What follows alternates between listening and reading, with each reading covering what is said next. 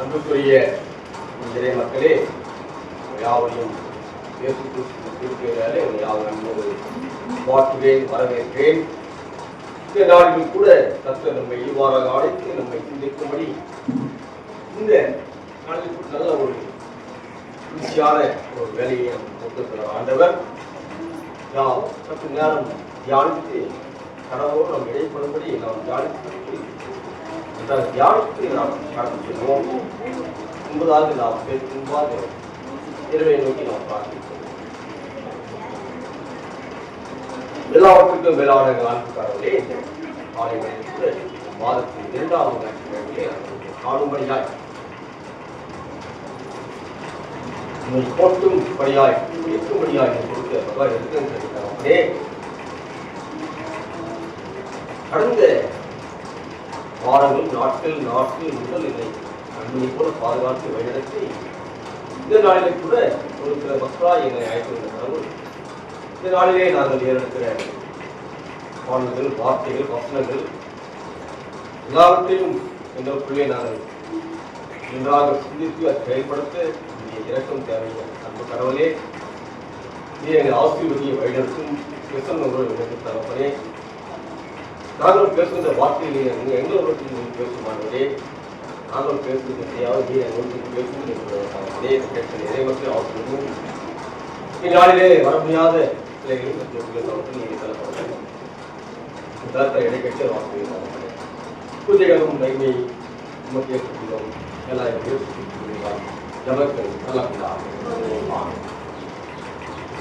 அன்புக்குரிய என் இறை மக்களே, நாளில் கூட நாம் சிந்திக்க அழைக்கப்பட்டிருக்கிற ஒரு தலைப்பானது இல்லற வாழ்வு என்பதை குறித்து நாம் சிந்திக்க இருக்கிறோம். நமது இல்லற வாழ்வில நம்மளுடைய அன்பு எப்படி இருக்கிறது அப்படின்னு நம்ம சென்னை பேராயத்திற்கு நம்ம சிந்திக்க நமக்கு ஆயிடுச்சு.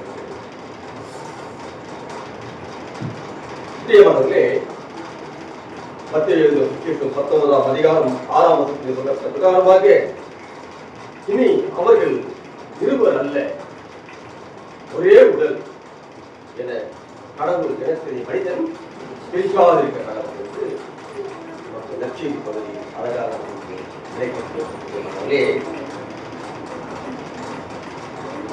இந்த இல்லற வாழ்வு மனிதனால் ஏற்படுத்தக்கூடியது அல்ல, இது கடவுளால் ஏற்படுத்தக்கூடிய ஒரு இல்லற வாழ்வு.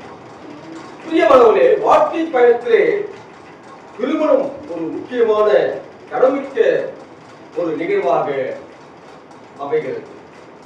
இது கடவுளால் ஏற்படுத்தப்பட்ட ஒரு புனிதமான ஒரு சமூகத்தின் அமைப்பாக இது கொடுக்கப்பட்டிருக்கிறது. இது கடவுளால் அருள்பொழிப்பட்ட திருவடி சாதனமாகவும் இது கொடுக்கப்பட்டிருக்கிறது. ஒரு ஆணுக்கும் ஒரு பெண்ணுக்கும் இடையே இருக்கின்ற உடன்படிக்கையின் உறவாக நமக்கு திருமறை நமக்கு அழகாக போதித்திருக்கிறது. கடவுள் உடன்படிக்கையின் வழியாக ஒரு ஆணும் பெண்ணும் நம்மோடு உறவிலே உறுதிப்படுத்த வேண்டும் என்று கடவுள் விரும்புகிறார். கடவுள் தமது படைப்பிலே எல்லாவற்றையும் படைத்து சற்று சிந்தித்து ஒரு ஆணை உருவாக்குகிறார். ஏனென்றால் தாம் படைப்பை பேணி பாதுகாக்க வேண்டும், அதை சீர்படுத்த வேண்டும் என்று ஒரு ஆண்மகனை உருவாக்குகிறார். அந்த ஆண்மகனை உருவாக்கி சற்று சிந்தித்த பிறகு மறுபடியும் ஒரு குறைவு இருக்கிறதை கடவுள் அங்கே காண்கிறார். என்ன குறைவு அப்படி என்றால், ஆணுக்கு ஏற்ற துணையை கடவுள் உருவாக்க விரும்புகிறார். அதன் நிமித்தமாகவே அங்கே யோவானை உருவாக்கிறது நாம் பார்க்க முடியும்.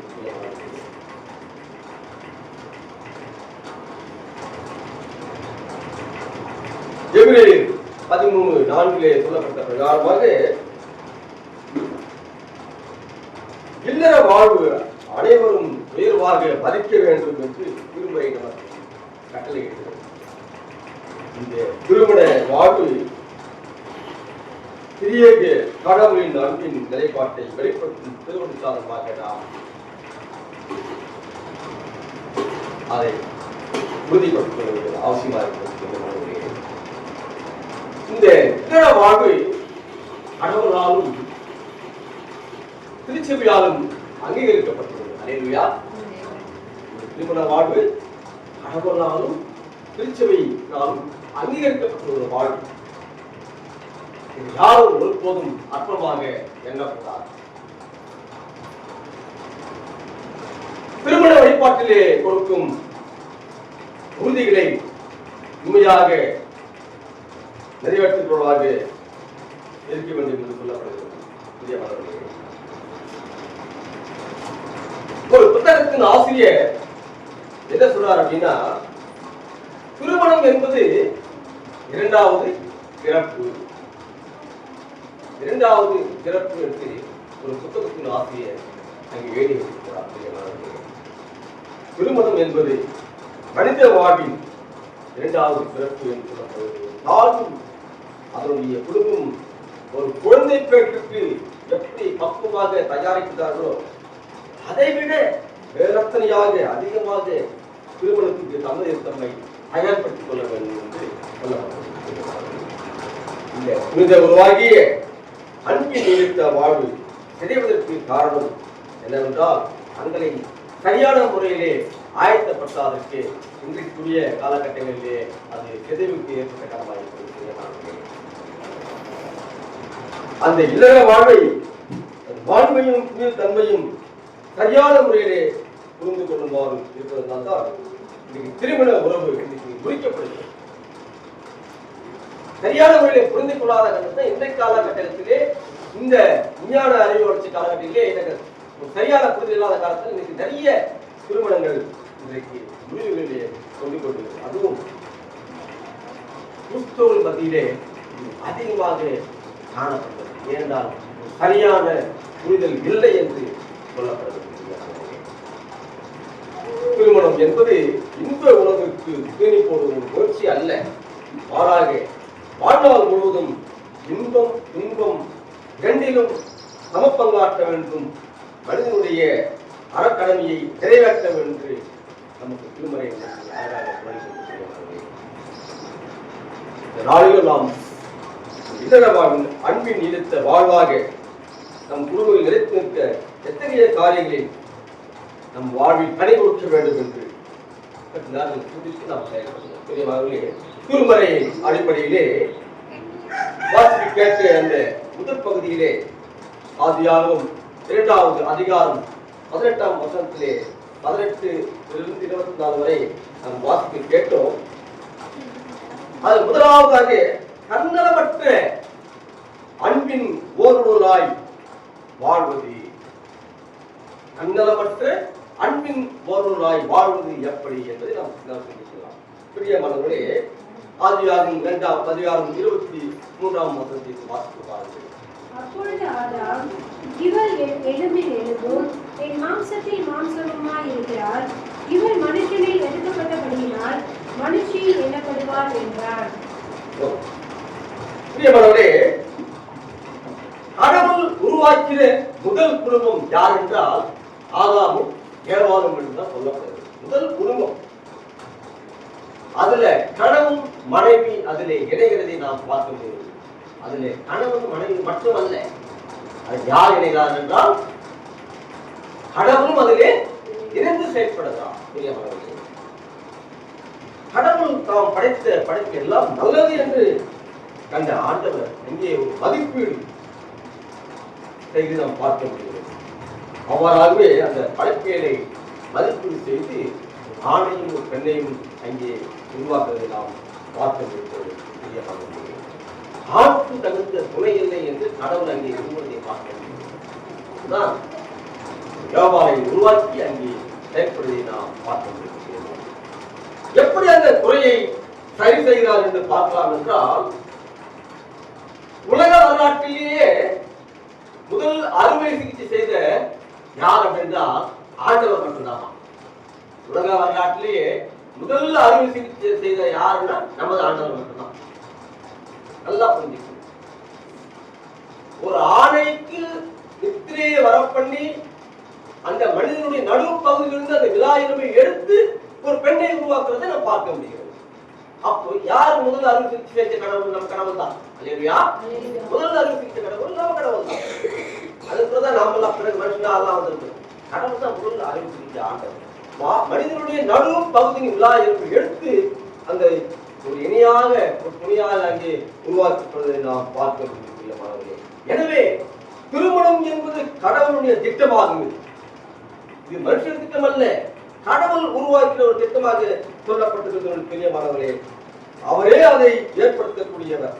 திருமணத்தில் இணைக்கப்படுகின்ற இருவரும் ஒரே மாம்சமாய் இருக்க வேண்டும் என்று சொல்லப்படுகிறது. ஒரு மாம்சமாய் இருக்கிற பொழுது அங்கே சுயநலம் தன்னலம் அங்கே வீழ்ந்து தன்னலமற்ற அன்பு பிறக்கும்.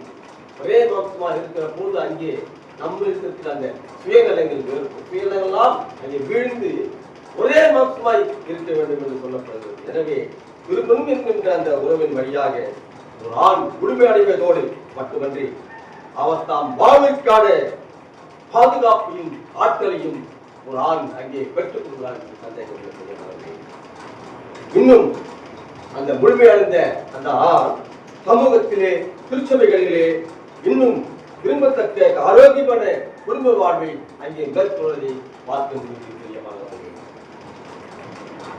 இயற்கையாகவே உலகில் எல்லா பொருள்களின் மீதும்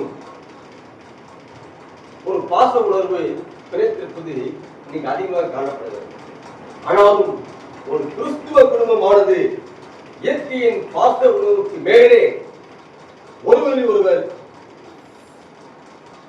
கண்டலமற்ற அன்பால் இணைந்திருக்க வேண்டும் என்று கிறிஸ்துவ குடும்பம்.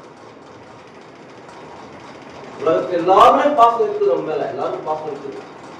ஆனாலும் கண்டலமற்ற ஒரு அன்பாலை அங்கே பிடித்திருக்க வேண்டும் என்று அங்கே சொல்லப்படுகிறது. எபேசியர் 5ஆம் அதிகாரம் 33 வாசித்து பாருங்கள்.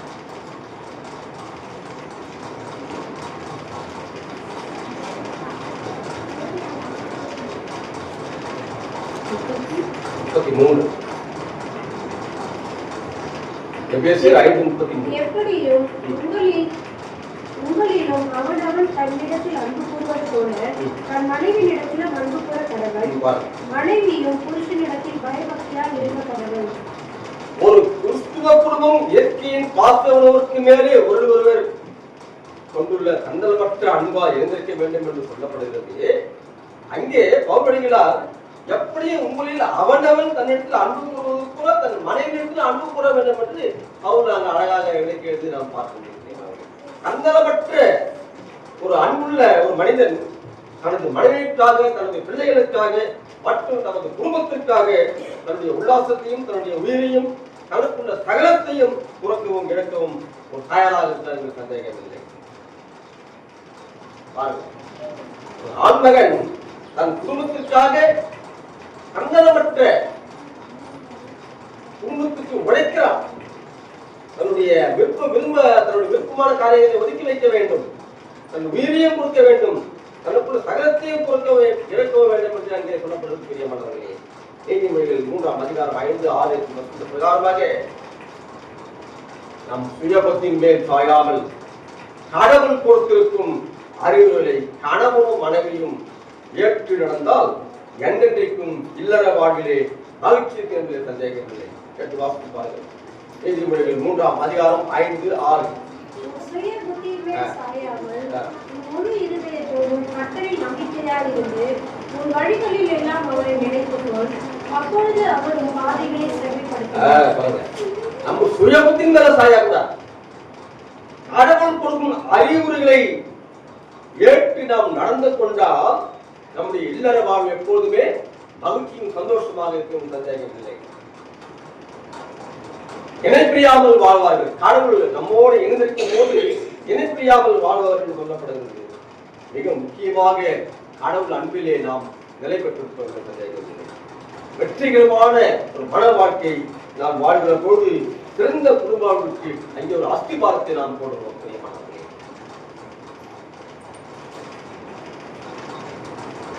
பிரசங்கி 4ஆம் அதிகாரம் 12ஆம் சொன்ன பிரகாரமாக அங்கே 3 கயிறு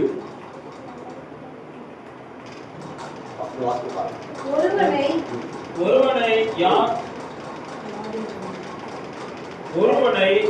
யாதம் ஒருவன் மேற்கொள்ள வந்தால் இருவரும் அவனுக்கு எதிர்த்து நிற்கலாம். 4:12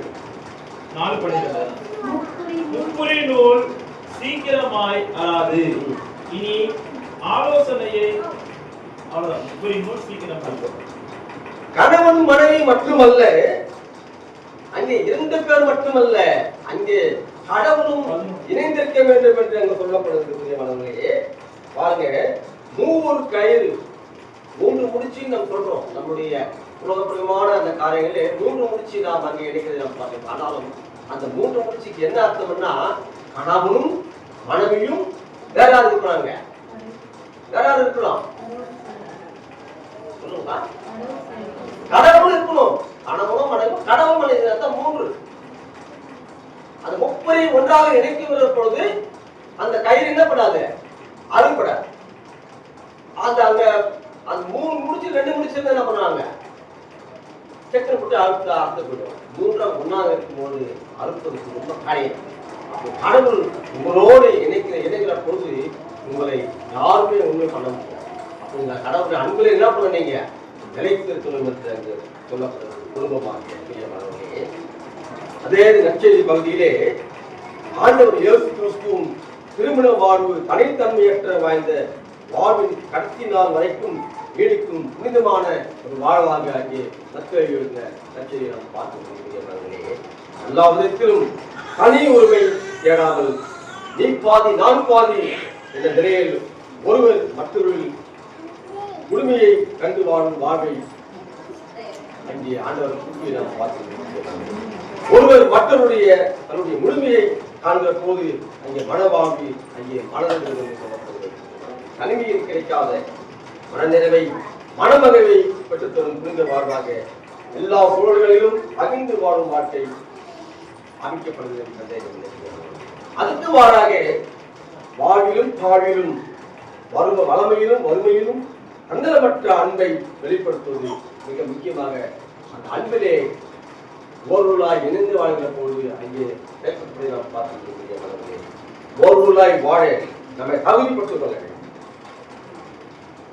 நாம் அந்த ஒரு அன்பில் இணைகிற பொழுது நம்ம தகுதிப்பட்டுக் கொள்ள வேண்டும். தகுதியில்லாத வாழ்க்கை நாம் வாழ்ந்தால் அங்கே 3 கயிறு இல்லாமல் அங்கே 2 கயிறாக நம்முடைய அன்பு போகிற ஒரு சூழல்.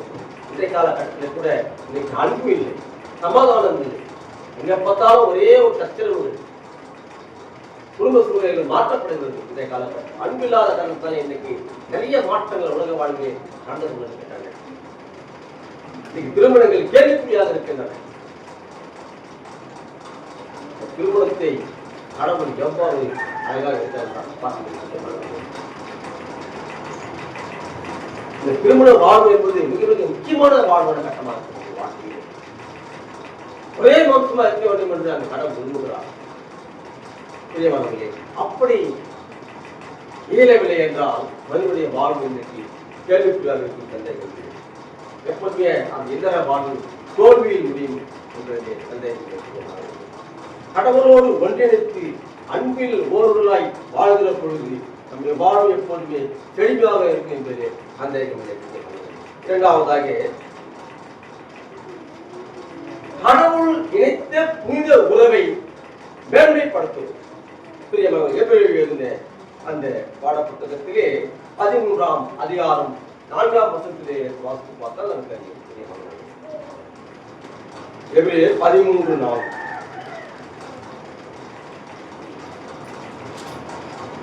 விவாகம் யாவருக்குள்ளும் கனமுள்ளதாயும் விவாகம் அஞ்சம் அசூசிப்படாததுமாக இருப்பதாக வேசி கல்லரையும் விபச்சாரத்தையும் தேவன் நியாயந்திருப்பார். எல்லா வாழ்வு என்பது அன்பில் நீடித்த வாழ்வாக அமைய வேண்டும். சுய ஒழுக்கம் மற்றும் அறிவு சார்ந்த வாழ்வது மிக மிக அவசியம். அங்கே அங்கே எப்படி இந்த பட பத்தியிலே விவாத மஞ்சம் என்று அந்த பவர் மொழிபெயர்ப்பிலே சொல்லப்பட்டிருக்கிறது. அந்த இல்லற வாழ்வுல அசுசிப்படாமல் வாழ வேண்டும். அதுதான் அந்த புனித உறவை மேன்மைப்படுத்திக் கொள்ள வேண்டும், மேம்படுத்த வேண்டும். அதை பாதிக்காத அளவுக்கு நம்முடைய வாழ்க்கையை வாழ வேண்டும். அப்போ அந்த நம்ம இடத்துல என்ன பண்ணலாம், அந்த ஒழுக்கம், அந்த சுய ஒழுக்கம் நம்ம இடத்துல இருக்கணும். அந்த ஒழுக்கம் இல்லை என்றால் இன்றைக்கு கேள்விக்குறியாக தான் போயிடும். சுய ஒழுக்கம் நம்மிலே கடைபிடிக்க வேண்டும். ஒழுக்க நெறி வாழ்வதற்கு நமக்கு திருமறை அதிகமாக அழுத்தம் கொடுக்கிறது. பிரியமானவர்களே, இதே இந்த இல்லற வாழ்வு யாவருக்கும் கனமுள்ளதாகவும் அசுஸ்திப்படாமல் பாதுகாப்பதும் மிக மிக அவசியம் என்று சொல்லப்படுகிறது. சுய ஒழுக்கம் நமக்கு காரணம் செல்ஃப் டிசிப்ளைன் நமக்கு இருக்கணும். நமக்குள்ள செல்ஃப் டிசிப்ளைன் ஒழுக்கம், அதுதான் சொல்றார் திருவள்ளுவர் சொல்றார், ஒழுக்கம் விழுப்பம் தரலால். நல்லா ஞாபகம் இருக்கு எல்லாரும். அந்த ஒழுக்கத்தை நாம் கடைபிடிக்க வேண்டும். மனித வாழ்விலே ஒழுக்கம் மேன்மை தருவதால் ஒவ்வொருவருக்கும் உயிரை விட மேலான அந்த ஒழுக்கத்தை நாம் கடைபிடிக்கணும் சொல்லப்படுகிறது. இந்த ஒழுக்கம் பெண்களுக்கு மட்டுமல்ல, ஆண்களுக்கும் தேவை என்று சொல்லப்படுகிறது. இன்றைக்கு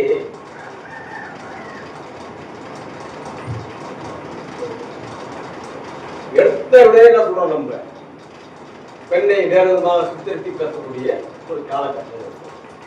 ஆனால் ஆண் தவறு செய்கிற பொழுது அங்கே சுட்டிக்காட்டப்படவில்லை, பெண்ணானவள் தவறு செய்கிற போது அங்கே சுட்டிக்காட்டப்படுகிறது. இதுதான் சொல்றார், அங்கே பெண்ணுக்கு மட்டுமல்ல ஆணுக்கும் சுய ஒழுக்கம் தேவை என்று சொல்லப்படுகிறது. நீதிமொழிகள் 5ஆம் அதிகாரம் 18-19 என்ன சொல்றாரு, அந்த சாலமோன் ராஜா எழுதியிருக்கிறாரே, உன் இள வயதின் மனைவியோடு மகிழ்ந்திரு, அவளே உனக்கு நேசிக்கப்படத்தக்கவள், பெண்பால் அழகான வரையாடம் கொண்டிருக்க வேண்டும்.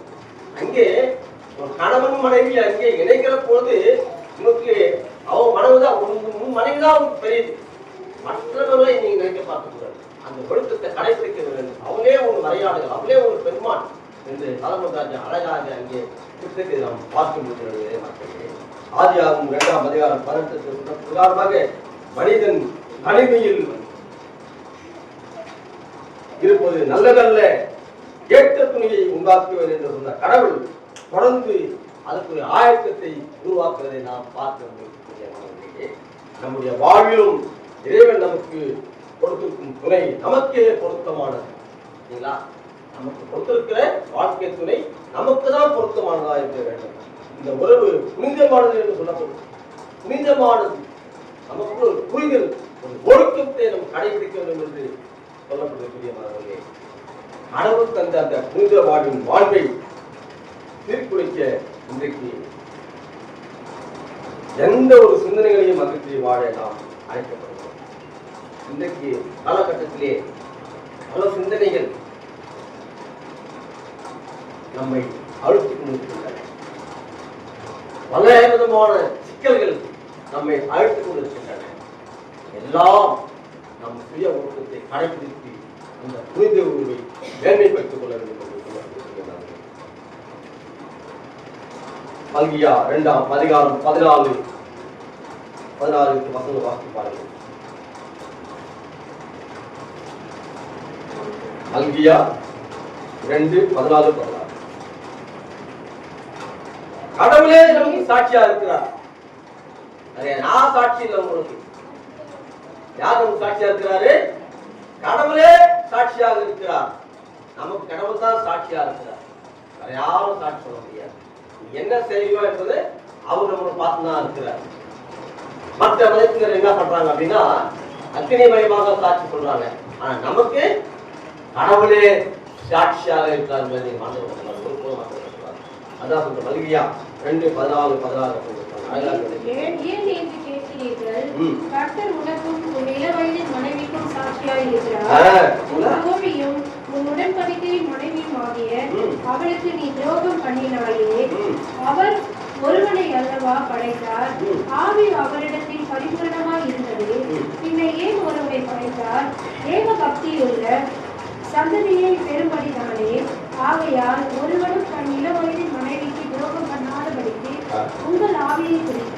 எச்சரிக்கையாயிருங்கள். தள்ளிவிடுதலை நான் வெறுக்கிறேன் என்று இஸ்ரவேலின் தேவனாகிய கர்த்தர் சொல்லுகிறார். போதும், போதும். கடவுளே நமக்கு சாட்சி என்பதை நாம் ஒருபோதும் மறந்துவிடக்கூடாது. இன்றைய நவனாகிய உலகிலே இன்னைக்கு உலக தகவலால் சமுதாயம் இன்றைக்கு சீர்கழிந்து நாம் பார்க்கின்றது. உறுதியான நம்பிக்கைக்கும் அன்பிற்கும் அடையாளமாக அறிவிக்கப்படுகின்ற திருப்பாங்கலத்தை இன்றைக்கு சீர்குலைப்பதை நாம் பல கலாச்சார மாற்றங்களால் சமுதாயம் இன்னைக்கு சீர்கெட்டு போய்கொண்டிருக்கின்றன. இன்னைக்கு அந்த புனித உறவை இன்னைக்கு சீர்குலைக்கப்படுகிறது. கணவன் மனைவி என்ற உறவை அங்கே வேறுதலாக சித்தரிக்கப்படுகின்றன. அங்கே வாழ்வுகள் ஏற்பட்டுக் கொண்டிருக்கின்றன. கள்ள உறவுகள் இன்னைக்கு வேறு அதிகமாக மக்களிடத்தில் சீரெடுத்துக் கொண்டிருக்கின்றன. எல்லா கணவன் மனைவி என்ற ஒரே உறவாக நமக்கு நம்ம கடவுளுக்கு சாட்சியாக நம்மை பார்த்துக் கொண்டிருக்கிறார். அவையே நமக்கு சாட்சி. நாம் சுய ஒழுக்கத்தை மேன்மைப்படுத்திக் கொள்ள வேண்டும். நமக்குள்ள ஒரு டிசிப்ளின் இருக்க வேண்டும்.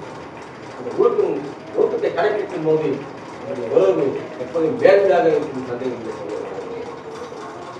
கணவனும் மனைவியும் ஒருவர் மீது அன்பு செலுத்த வேண்டும் என்று சொல்லப்படுவது, அது நல்ல ஒரு அபிப்பிராயத்தை வளர்த்துக் கொள்வது மிக மிக அவசியம் என்று சொல்லப்படுவது. ஒவ்வொருவரும் மற்றவருடைய நல்ல குணங்களையும் செயல்களையும் மட்டுமே பார்த்தால் அவருடைய இல்லற வாழ்வு சந்தோஷமும் புத்துணர்ச்சியும் இருக்கும் என்று சந்தேகம். கொலோசியர் 3ஆம் அதிகாரம் 13 சொல்லப்பட்ட பிரகாரமாக 1 பேதுரு 5:5-6 சொல்லப்பட்ட பிரகாரமாக 1:7 சொல்லப்பட்ட பிரகாரமாக கொலோசியர் 3:13 வாசித்து பாருங்கள். 13 ஒருவரை ஒருவர் தாங்கி ஒருவர் பேரில் ஒருவருக்கு முறைப்பாடு உண்டானால் கிறிஸ்து உங்களுக்கு மன்னித்தது போல ஒருவருக்கு ஒருவர் மன்னியுங்கள். ஒருவரை ஒருவர் மன்னித்துக் கொள்வது மிக மிக அவசியம். மனத்தாழ்மையை அறிந்து கொள்வது மிக மிக அவசியம் என்று சொல்லப்படுகிறது. உதாரணமாக ஆபிரகாம் சாராள் எவ்வளவு வயதான காலத்திலும் எப்பொழுது அன்பாக இருந்திருப்பார்கள் என்று ஒரு கற்பனை செஞ்சு பார்க்கலாம். ஆபிரகாம் சாராளும் அந்த வயதான காலத்தில் கூட அவனுக்கு ஏற்ற துணியாக உதவியாளராக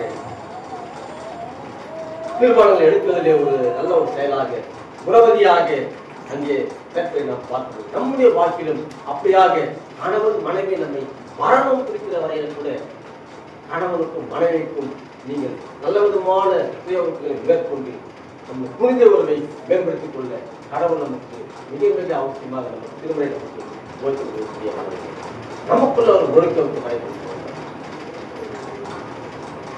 இந்த காலம் நமக்கு மிக மிக மிக மோசமான சாத்தியமாக இருக்கிறது.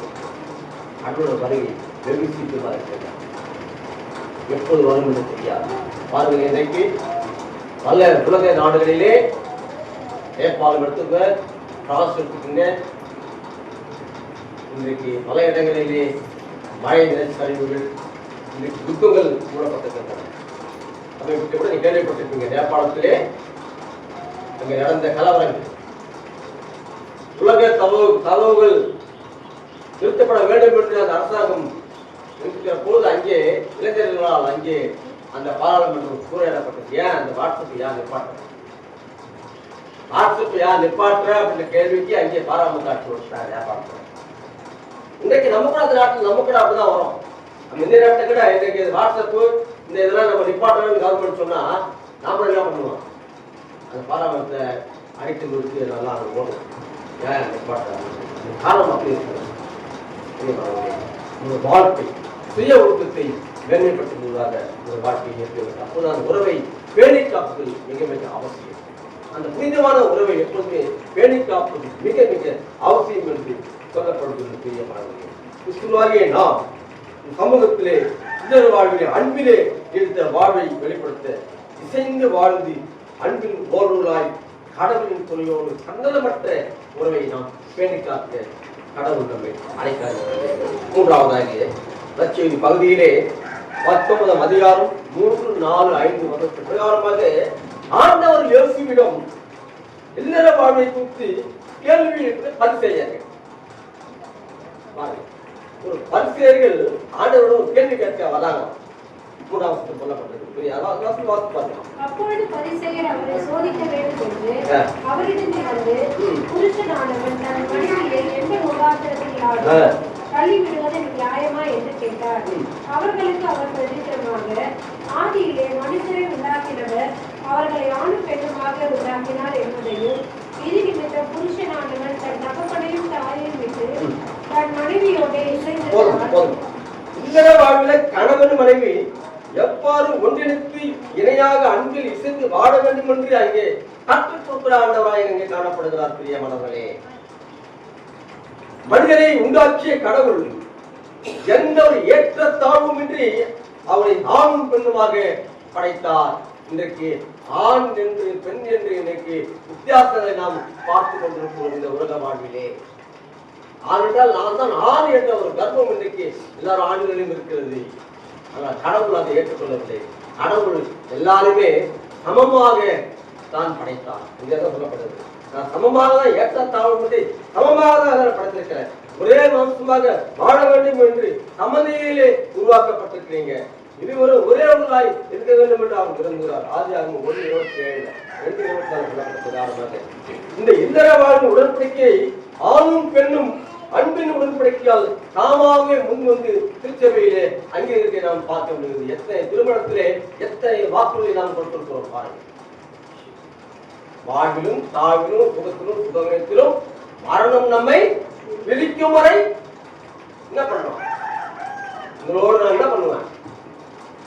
ஒத்துழைப்பேன். நம்ம வாக்கு கொடுக்கிறோம். எங்க வாக்கு கொடுக்கிறோம்? கடவுள் தன்னாட்டில் முன்பு நின்று கடவுளுக்கு சாட்சியாக திருச்சபைக்கு சாட்சியாக நாம் வாக்கு கொடுக்கணும். அந்த வாக்குகளை இன்றைக்கு நாம் நிறைவேற்றுகிற பிள்ளைகளாக நாம் இருந்து கொண்டிருக்கிறோமா என்று சிந்தித்து பார்க்க நாம் அழைக்கப்பட்டிருக்கிறோம். வெவ்வேறு குடும்ப பின்னணியில் ஒரு ஆணும் பெண்ணும் கணவன் மனைவியாக இணைக்கப்படுகிற போது அங்கே ஒருவர் மற்றொருவரை தம் மீறாக எண்ணி வாழ்கிற பொழுது இருவருக்குள்ளும் எந்த பாகுபாடும் வேறு தாழ்வும் இருக்கக்கூடாது. மாறாக ஒரே உடலாக உயிராக அவர்களின் தனிப்பட்ட அடையாளங்கள் களையப்பட வேண்டும். இல்லற வாழ்வின் வழியாக இருவரும் ஒரு பொது அடையாளத்தை காண்பிப்பது மிக மிக அவசியம் என்று விடப்பட்ட உறவில் நிலைக்கிற பொழுது கடவுள் அன்பு அங்கே கற்பையிடம் பார்த்து இந்த உலக வாழ்வில் எவ்வளவு உறவுகளை நாம் கொண்டிருந்தாலும் கணவன் மனைவி என்ற உறவு மட்டும் கடவுளால் ஏற்பட்ட சூழல் என்பதை நாம் புரிந்து கொள்வது மிக மிக அவசியம். இந்த உறவு கடவுளால் ஏற்படுத்தக்கூடிய உறவு. எல்லா உறவும் நிறைய இருக்கிறாங்க. முதலாக முதல் குடும்பத்தை அங்கு உருவாக்கி கடவுள் படைப்பதற்கெல்லாம் காரணமாக இருந்த அந்த மனிதனை உருவாக்கி அவர் செயல் குடும்ப வாழ்வில் இணைக்கப்பட வேண்டும் என்று அவர் விரும்புகிற ஒரு செயலாக காணப்படுகிறது. திருமண உறவின் வழியாக தம்முடைய படைப்பின் நிகழ்வை தொடர வேண்டும் என்று விரும்புகிற ஆண்டவர் அந்த குடும்பத்தின் வழியாக இறையரசை கட்ட வேண்டும் என்கிற ஆண்டவர் எந்த குடும்பத்தின் வழியாக நம்மளாம் யார் இன்னைக்கு இறையரசை கட்ட வந்திருக்கிற குடும்பம். இன்னைக்கு எத்தனை இறையரசன் கட்ட வந்திருக்கோம்? அந்த குடும்பத்தின் கணவன் மனைவி என்ற அந்த குடும்பத்தின் வழியாக இறையரசை கட்ட வந்து ஆண்டவராக சொல்லப்படுது. தெரியுமாங்களே, மணவாளன் மணவாட்டி என்ற உண்மையை நாம் பார்க்கிறோம். மணவாட்டி என்பது எது? திருச்சபை. திருச்சபை கட்ட யார் விரும்புகிறாரு? நான் விரும்பல, நீங்க விரும்பல, அவர் விரும்புகிறார். யாரு? கடவுள் விரும்புகிறார். அந்த திருச்சபை கட்ட வேண்டும். திருச்சபை அப்படியே விட்டாதது அப்பதான் இன்னும் வளர்ந்து பெருக வேண்டும். வளரணும், ஓடணும், சொல்லணும். உங்களால் முடிஞ்ச கூட்டிட்டு சொல்லுங்க. வளர வேண்டும், நாம் சிறுக வேண்டும், அவர் வளர வேண்டும்.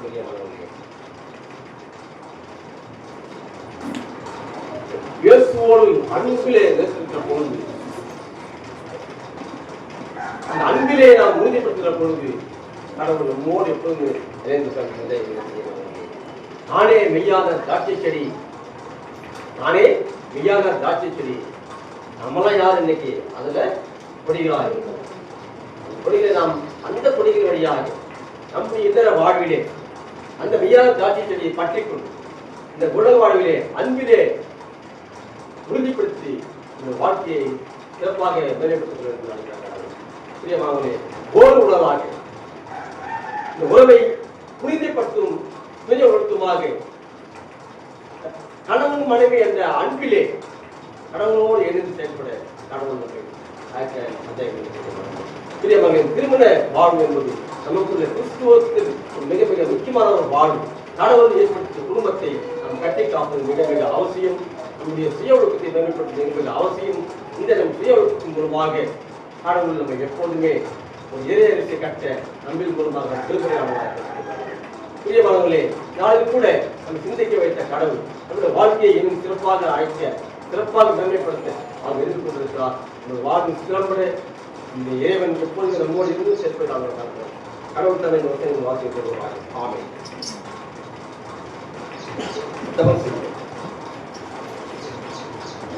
எங்களுக்கு அதிசயமான திட்டங்கள்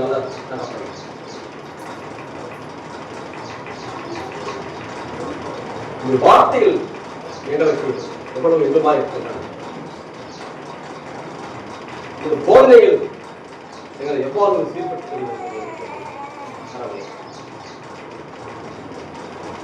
நான் இன்றைய நாளை சிந்தித்தாங்க. இல்லற வாழ்வில்